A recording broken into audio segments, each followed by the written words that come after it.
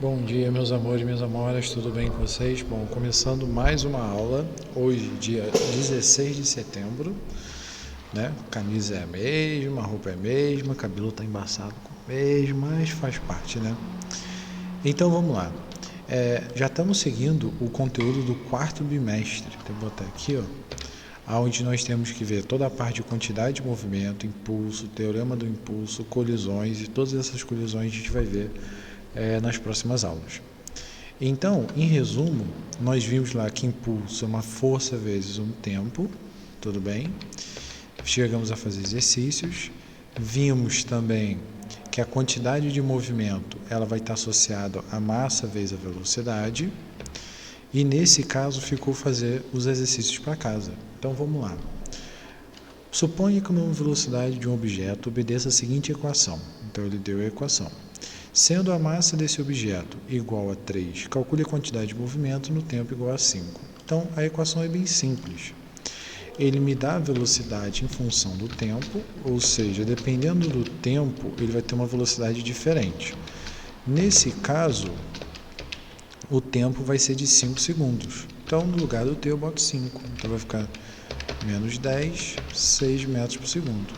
A quantidade de movimento ela é a massa vezes a velocidade, ou seja, 3 vezes 6, 18 newton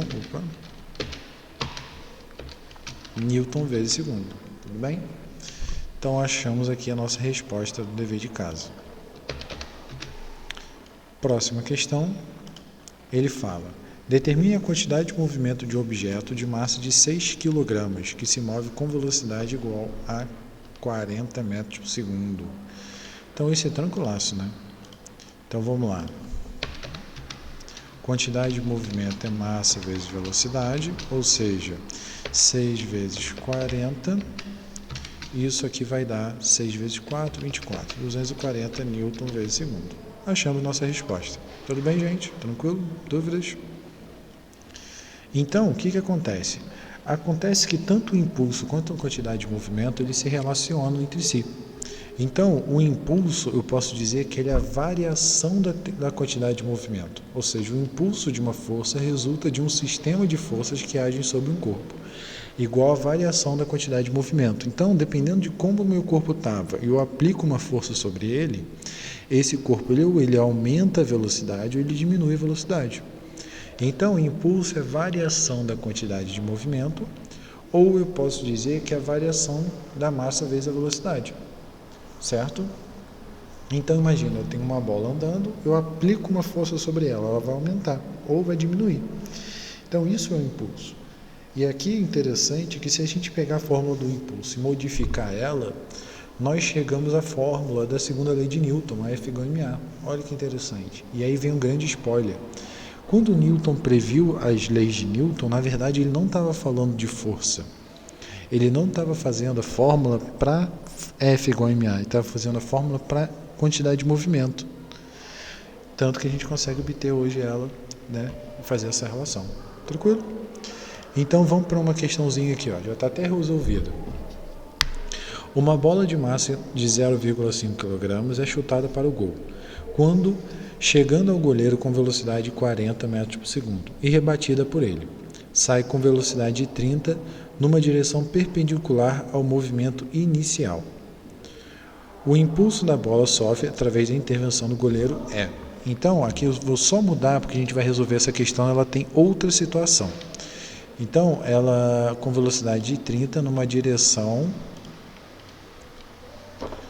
contrária ao do movimento inicial. Então, vamos só dar uma corrigida nessa questão aqui, só para a gente entender a lógica. Imagina o seguinte caso. A bolinha está vindo com uma velocidade, e aí tem uma seta aqui, ó. E aí ela vai bater na parede e vai voltar.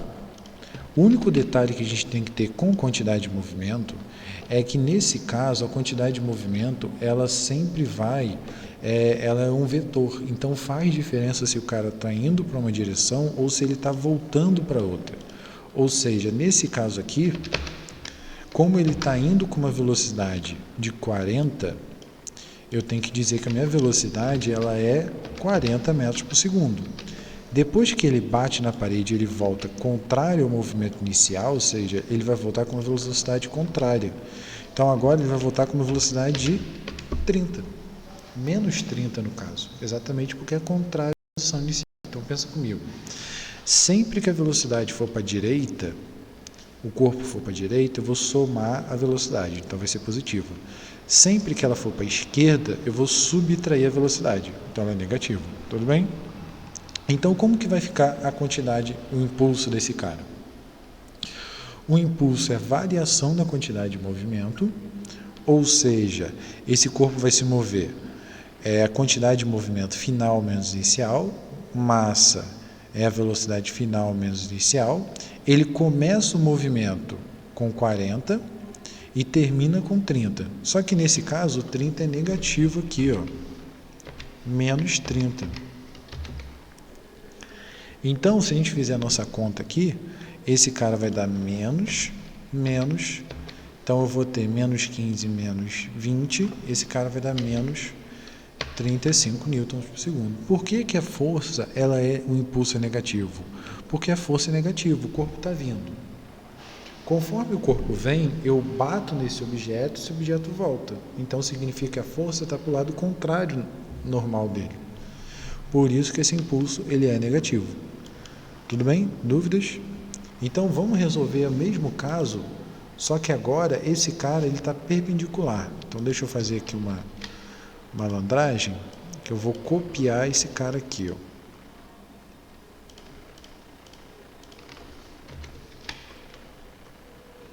Então agora esse objeto ele bateu, ele veio de frente, ele bateu e desceu. O que eu consigo observar aqui? Eu posso analisar a quantidade de movimento assim do nada? Não posso. Por que eu não posso?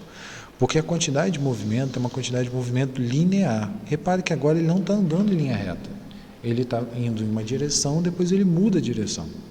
Então eu não posso calcular esse cara simplesmente porque ele não vai ter uma única quantidade de movimento, ele vai ter duas quantidades de movimentos.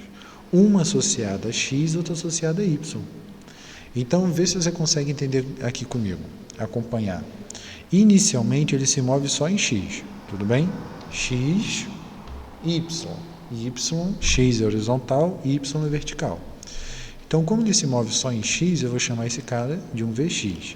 Ele está se movendo em y? Não. Então, velocidade zero, tudo bem? Eu vou botar uma bolinha, um zero aqui, só para dizer que é inicial, tá bom? Velocidade inicial em x. Aí, o que eu vou ter? Agora, depois que ele bate, o goleiro joga ele para baixo. Quando ele joga esse para baixo, repara, ele está se movendo em x? Não está se movendo em x, mas ele está se movendo em y. Então, a velocidade em x é zero, mas a velocidade em y não é zero. Então, eu vou ter duas quantidades de movimentos para eu poder fazer conta, que é bem simples, por sinal. Ó. Eu vou ter uma quantidade de movimento em x, vou botar aqui no cantinho, e uma quantidade de movimento em y. Então, quantidade de movimento em x, ele é o impulso, quantidade final menos inicial, ou seja, é a massa final menos a velocidade inicial em x. Então vamos lá, a massa desse cara é 0,5, então vai ficar 0,5. Qual é a velocidade final dele? A velocidade final dele é zero, porque ó, ele não se move mais em x. E qual é a velocidade inicial dele? É 40.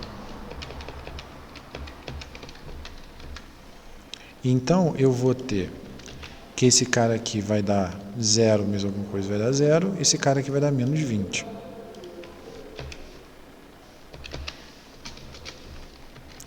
Achei o meu resultado em x. O que eu preciso fazer agora? Eu preciso agora fazer em y. Repara que é a mesma coisa. Ó. Só que agora onde tinha x, eu vou colocar y. Então aqui tem x, tem y, velocidade virou y.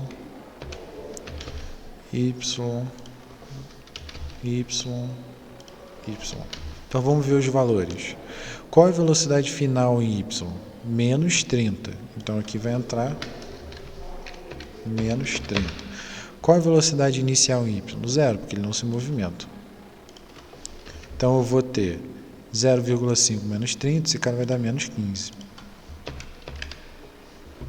Então repara, eu tenho movimento de 20 para um lado e menos 15 para o outro. O que eu quero dizer com isso? Se eu for analisar, é como se eu tivesse exatamente isso aqui, ó.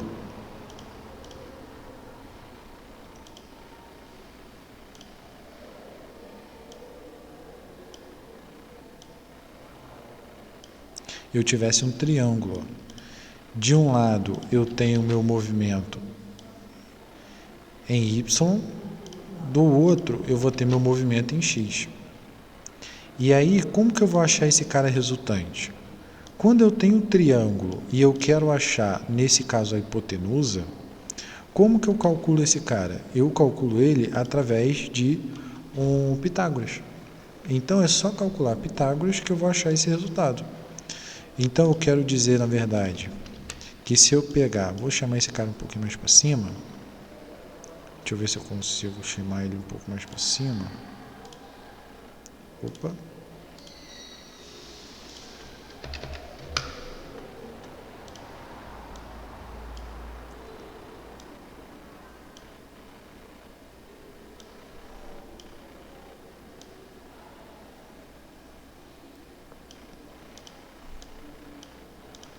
Então, eu vou ter que o impulso ao quadrado, ele vai ser exatamente esse impulso em x ao quadrado, mais o impulso em y ao quadrado. Então, eu vou ter ali, ó, que meu impulso em x, ele é 20. Menos com menos vai dar mais, tudo bem? Então, eu já estou tirando aqui o sinal. E o outro vai dar 15. Quanto que dá 20 ao quadrado? 20 ao quadrado vai dar exatamente 400. 15 ao quadrado vai dar 225. Se eu somar esses dois caras, 625. Só que repare que o i está ao quadrado. Então, eu vou aproveitar que ele está ao quadrado e vou passar a equação aqui, a raiz quadrada. Então, 625, raiz de 625 dá 25.